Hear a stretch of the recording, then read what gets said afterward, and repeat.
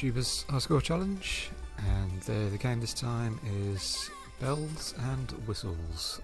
What a name, eh?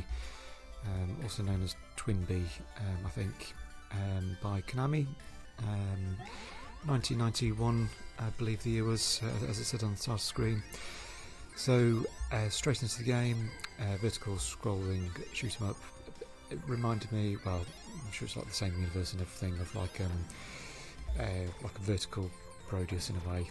I've not really played this one before, but some of the sort of power-ups and the way it plays are slightly familiar, just like with the various sort of bells and the power-ups.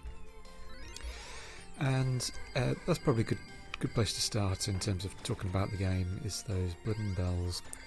The bells, they float up the screen as you shoot them and sort of drop back down, just the forces of nature when you don't. And sometimes after a shot they turn into a different colour bell, which is like a particular power-up of some sort, which is all very useful for making progress in the game. The addictive yet infuriating thing about these bells is that there's no real way of timing, as it were, or sort of getting them to change to the colour you want when you want. So you kind of constantly doing some juggling thing where you're sort of trying to keep the bells on the screen and keep shooting them to get the desired power up.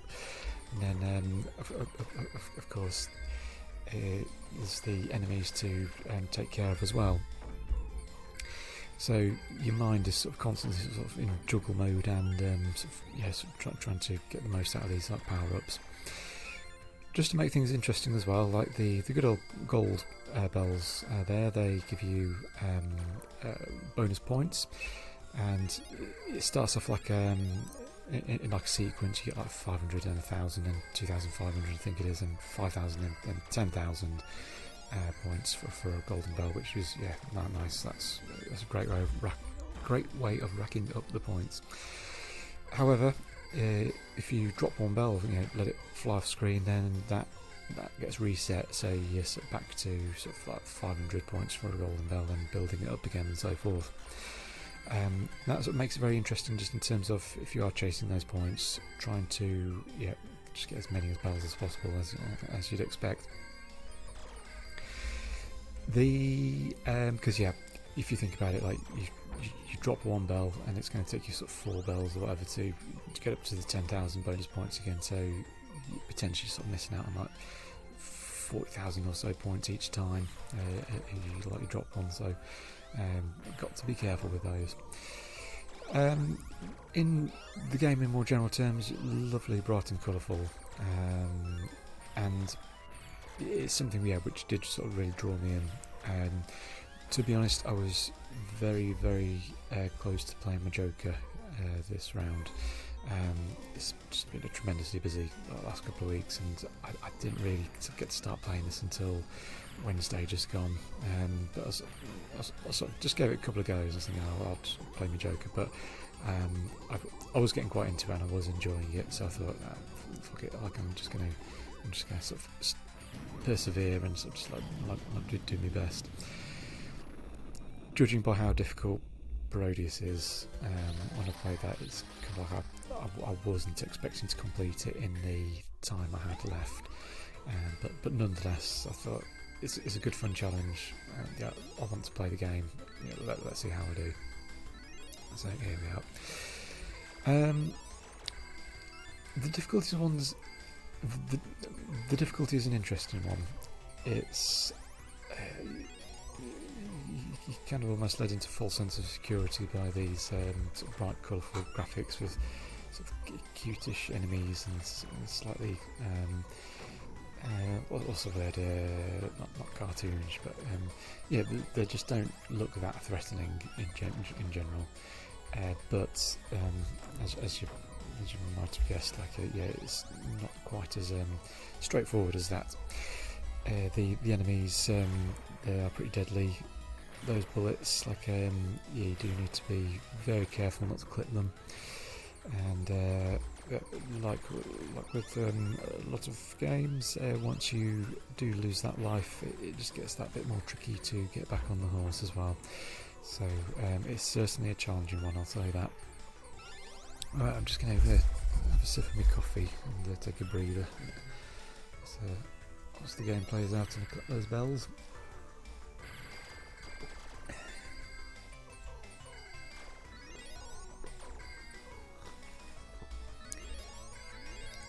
Yeah, just as well, like you've got like your fighter thingy sort of drops these bombs as well. On this version, it's sort of set to the same button, so it's tap tap tap tap tap, and you've got like a charge shot as well, which comes in out for taking out those tougher enemies. The bombs are pretty cool because they kind of like home in a bit as well, so you don't need to be too precise when you try and take out the ground enemies. Not like in bloody like Dragon Spirit or something like that. It's you don't need to sort of think too much. It's just tap tap tap tap tap, take them all out.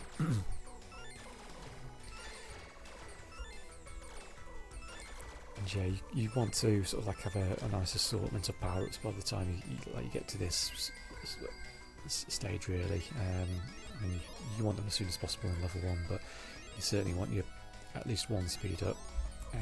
So you follow a trail thingy, double shot. There's like a tail guard as well, I think, and there's like a barrier as well, which I've got at the moment, which is quite handy. It's just stops the occasional cheap bullet getting through. And end of level 2 boss.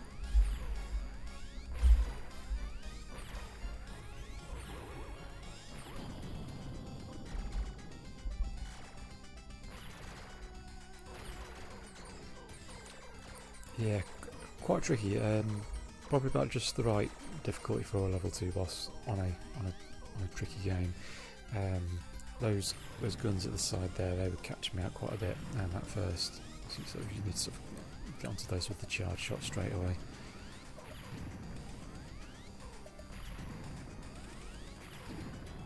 These quite tough enemies there to take a charge shot, but they're not too much trouble otherwise.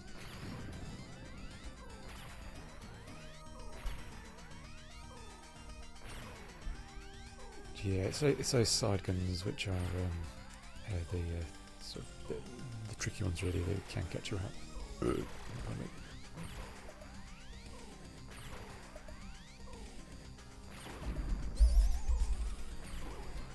Lost my sort of side fighter thingy. Okay, hands up. First time if you got to this boss, you didn't fly straight into the middle, because it's. So many shooting games, you end up sort of flying over the big ship or whatever, but no, you do need to be aware that you need to sort of dodge around the side on this.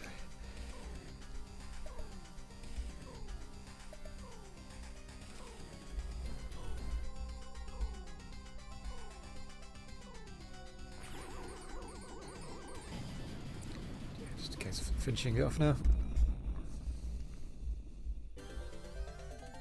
Yay.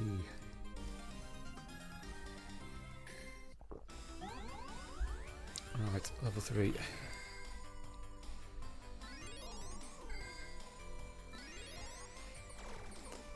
Yeah, start stopping on this level. Well, maybe not start, but on this level in particular, I think.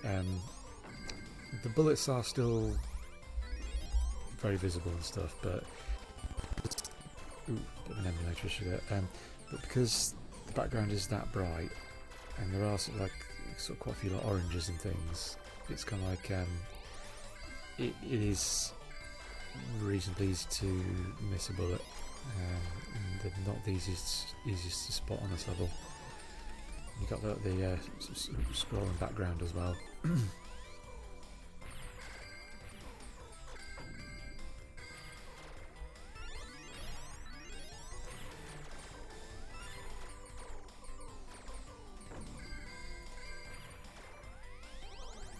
The enemies get just a little bit more tricky as well. I thought I'd missed the barrier there, then I got the tail guards instead, which is like very lucky and yeah, preferred power up really.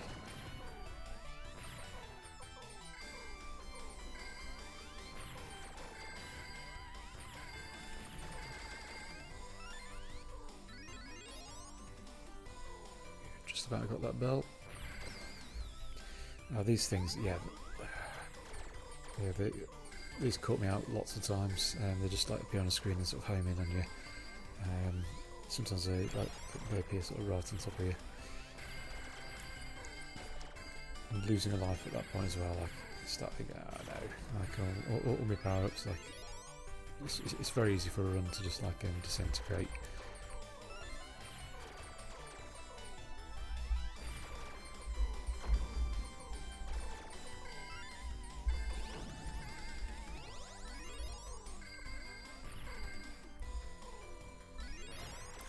It's quite fortunate in that got the various power-ups back, so fairly happy. Sort of like if I hadn't, then of course it would have been very tricky to get them back from this point on. That's what I found anyway.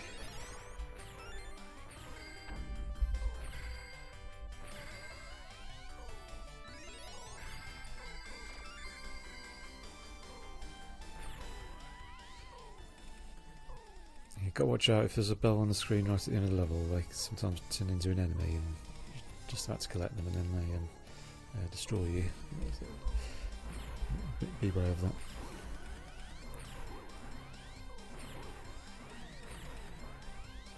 Yeah, quite a cool boss. I just something quite satisfying about him. You got to kind of shoot the sort of panels, which causes it to spin around, and if you spin it right, then it sets up a shot on the core thingy.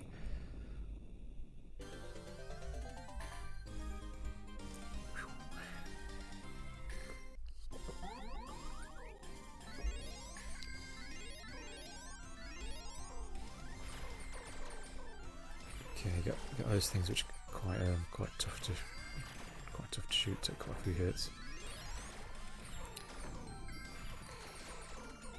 And by the way, yeah, it's kind of like what my target was really. I wanted over 1 million points. That was like yeah, my target today. I got 900,000 odd a couple of hours ago or so, and it was going great, and then I just like lost all my life straight away. It's just like, oh, no. And until this run, I was doing pretty shit. It was like not shit, but it's like sort of 500,000 points and stuff. It's like oh no, I'm not going to be able to get anywhere near 1 million again. So I was like concerned I wasn't going to be able to do it, but something about this run on this level in particular, like just went very smoothly. Not quite sure why. Previously I've been struggling quite a lot, but this particular one, it just seemed to go very smoothly.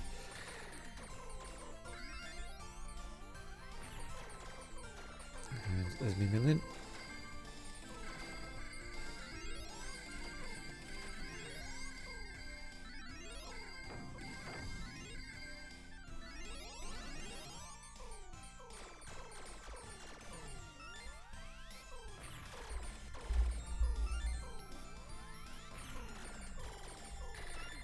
Those green things are a bit of a nightmare as well. If you don't really take them out by the time they sort of get on the screen, they can fly around and get in your face and cause all sorts of problems.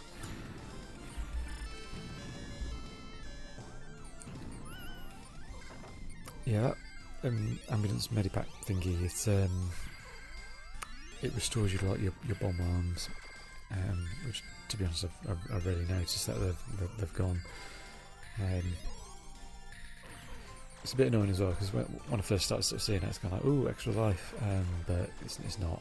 It's just unfortunate. Talking of which, yeah, this game could do with an extra life or two. That would be nice. I've not seen one so far. I don't know if there is a points thingy where it does give you one, but no such joy when I've played it.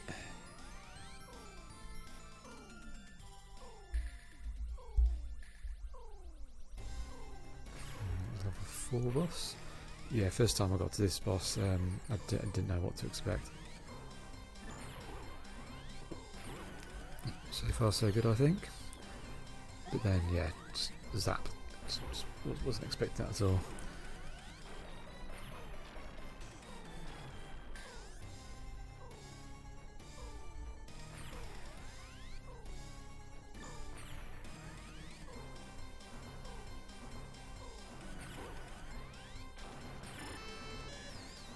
Just trying to time it out. It's caught by the laser. Well, but yeah, I was definitely happy with that. And again, it's one of those ones like I was really stuck with time, but it's like I was enjoying the game, so I thought, nah, I'm gonna stick with it. I knew I'd be very unlikely to complete it in the amount of time I had, but I was very pleased with the progress and the score I got at the end here. So yeah, happy with that. So 1,100,600 points. So that's Twin B, or Bells and Whistles, and 1.1 million is my score, and that's it, and bye for now.